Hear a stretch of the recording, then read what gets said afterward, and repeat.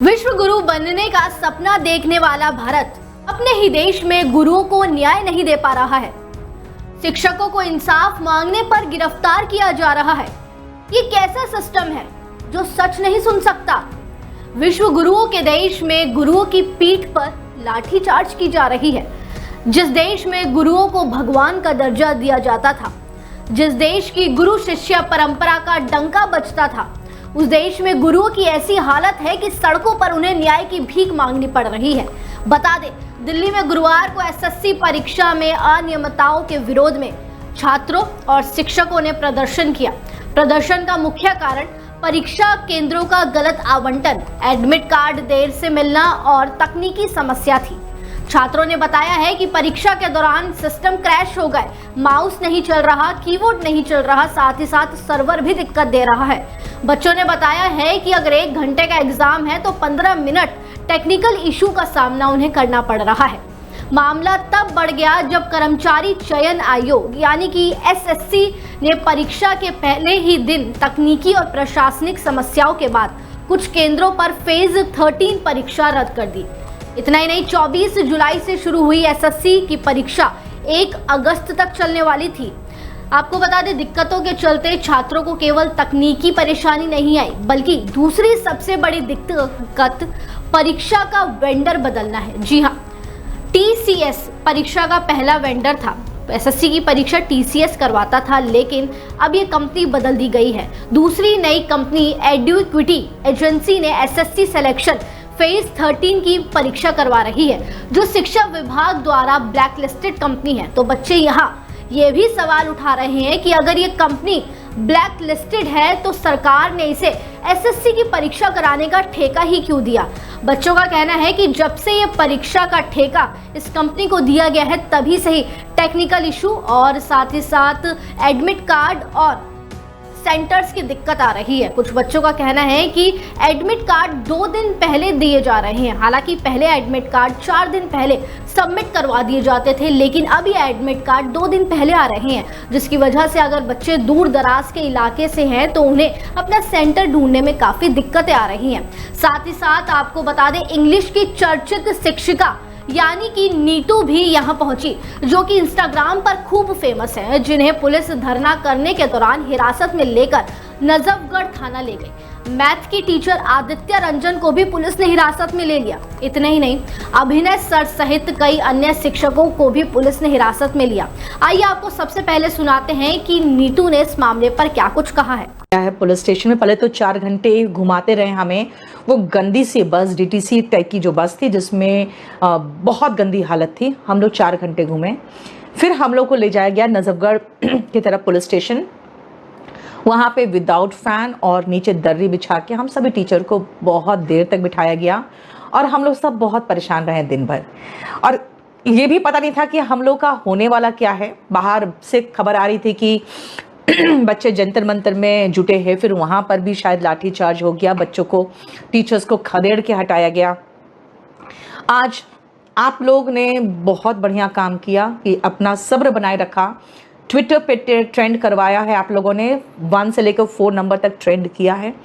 बहुत अच्छी बात है। आपकी जो आवाज़ है ना, वो आज जगह जगह पहुंची है। मैक्सिमम जो लोअर क्लास और मिडिल क्लास के जो बच्चे हैं, जो छात्र हैं, उनका सिर्फ एक उम्मीद रहता है कि वो जिंदगी में एक सरकारी नौकरी मिल जाए और उनका जीवन सफल हो जाए, क्योंकि उनके पास ना कोई बिजनेस है, ना ही कोई ऐसे फादर की तरफ से कुछ इनहेरिटेड प्रॉपर्टीज होता है। उनकी पूरी लाइफ सिर्फ एक ही उम्मीद पर रहती है कि मेरी एक सरकारी नौकरी लगेगी तो मेरी बहन की भी शादी हो जाएगी, मेरे घर वाले भी बहुत खुश हो जाएंगे। और मैं सच कहूँ तो बहुत इमोशनल हो रही हूँ, सिर्फ इसीलिए क्योंकि मैंने वो कष्ट आज झेला जो कष्ट तुम रोज़ झेलते हो, चाहे वो गर्मी में, परेशानी में, और जिस तरह से हताश और निराश रहते हो। आज पूरे दिन हम लोग रहे हैं। अब आपको धरने का वीडियो दिखाते हैं, जिसमें साफ दिख सकता है कि न्याय मांगने पर टीचर्स के साथ साथ छात्रों का क्या हाल किया जा रहा है। शायद ये वीडियो देखकर आपके भी रोंगटे खड़े हो जाएं कि किस तरह न्याय मांगने पर पुलिस बच्चों और टीचर्स के साथ व्यवहार कर रही है। ये लोग उठा के लेके जा रहे हैं। ये देखिए किस तरीके से प्रशासन क्योंकि उनका मानना है कि हम लोग इस लायक नहीं है कि हम लोग बच्चों की आवाज उठा सकें। अच्छा, ठीक है, सारे देश के सब टीचर लोग आके घसीट के लेके जा रहे हैं। हम लोगों ने पूरी कोशिश की कि हम लोग जाके DOPT का ज्ञापन दे सकें। उतार दो 1-2 मिनट के लिए, कुछ एक को उतार दो जो बाथरूम जाए फिर बैठ जाए, लेकिन हद है यार बेशर्मी की। और भाई अब बर्दाश्त से बाहर हो गया, सारी चीजें सहन कर ली, लेकिन ये थोड़ी कि 4.5 घंटे से आप 5 घंटे से बस में घुमा रहे हो यार।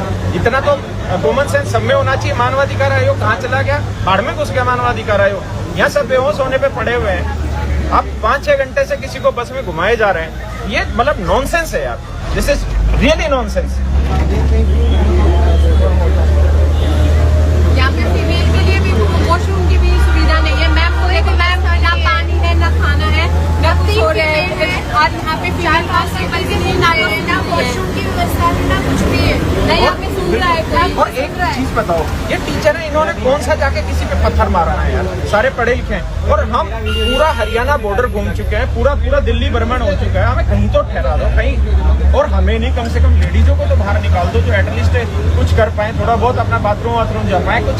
अरे 70 चीजें होती हैं, यहाँ एक लेडीज नहीं है जो आके इनकी हेल्प करे। कोई लेडीज पुलिस वाला दिखाओ, ये सारे जेंट्स वाले खड़े हुए सारे।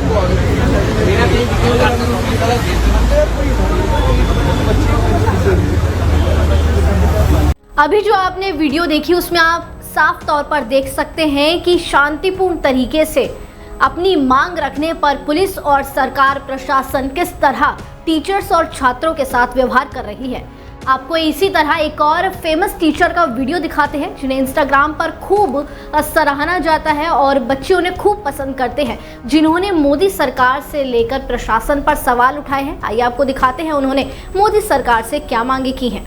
आप सबको पता है कि पिछले 5 साल से एग्जाम सिस्टम की स्थितियां कितनी खराब हो गई हैं और इस फ्रॉड एग्जाम सिस्टम के खिलाफ आवाज उठाने के लिए आज हम देश भर के शिक्षक DOPT के सामने इकट्ठे हुए और वहां हमारी सिर्फ इतनी सी डिमांड थी कि हम DOPT मिनिस्टर से ये सवाल करें कि आप इस खराब व्यवस्था को ठीक क्यों नहीं कर रहे। आपने हर एंगल से इस युवा को अपने कमाने का जरिया क्यों बना लिया है।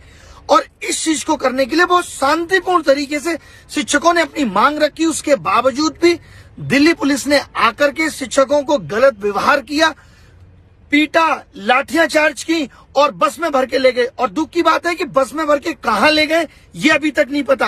कहां ले जा रहे हैं, कब छोड़ेंगे, मोबाइल इस्तेमाल नहीं करने दे रहे। ये कितने दुर्भाग्य की बात है कि आज इस देश के शिक्षक को भारत सरकार के हाथों पिटना पड़ रहा है। इससे ज्यादा बुरी स्थिति देश की और कुछ नहीं हो सकती। मैं मोदी सरकार से, मोदी जी से ये रिक्वेस्ट करता हूं कि ये करना बंद करिए। आप कब तक आवाज को दबा लेंगे। और विपक्ष से भी ये कहता हूं कि आप भी थोड़ा अपनी औकात से ऊपर उठिए और सरकार के सामने सीना तान के खड़े हुइए और कोशिश करिए कि हम सबकी आवाज बन सकें। हम सब इस वक्त जंतर मंतर पे हैं, जितने भी लोग बचे हुए हैं, क्योंकि हम इस एग्जाम सिस्टम को अब ठीक करके ही लौटेंगे। तो सरकार को मानना तो पड़ेगा, आज नहीं कल मानेगी सरकार। कब तक हमारी आवाज दबा देगी? बहुत दिनों तक नहीं दबा पाएगी। मैं दावे के साथ कहता हूं हमारी लड़ाई गलत के खिलाफ है। इतना गलत सिस्टम में हो रहा है जो कि माफी के योग्य नहीं है। और ये सहते सहते सहते आज स्थिति ये आ गई है कि एक बच्चा कीबोर्ड और माउस की भीख मांग रहा है इस खराब सिस्टम से। तो जिन शिक्षकों को भी आपने गिरफ्तार किया है, जिनको आप बस में लेके यहाँ वहां घूम रहे हैं, ये इससे बड़ी कायरता और कुछ नहीं हो सकती। आपके मुंह पे तमाचा है कि आप अपने बारे में सुनना ही नहीं चाहते।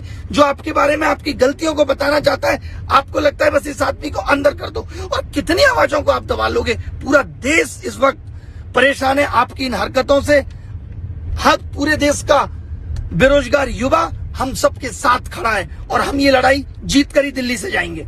यहाँ अब सवाल ये उठता है कि अगर छात्र और टीचर्स एक साथ बैठकर शांतिपूर्ण तरीके से दिल्ली के जंतर मंतर पर सरकार से कुछ मांग कर रहे हैं, तो क्यों उन्हें पुलिस पीट रही है? क्यों छात्रों के साथ बदतमीजी की जा रही है और क्यों टीचर्स के साथ इतनी बर्बरता हुई? अगर कोई मांग कर रहा है तो उसके बाद सरकार और प्रशासन सुनने को तैयार क्यों नहीं है। खैर, हमने आपको पूरी खबर बताई। इस खबर को लेकर आपकी क्या राय है? क्या आपको भी लगता है कि सरकार को एक बार छात्रों के साथ साथ टीचर्स की बात को ध्यान से सुनना चाहिए? अपनी राय हमें कमेंट सेक्शन में जाते जाते ज़रूर दें और इसी तरह बड़ी अपडेट्स के लिए जुड़े रहिए डेली 24 भारत के साथ।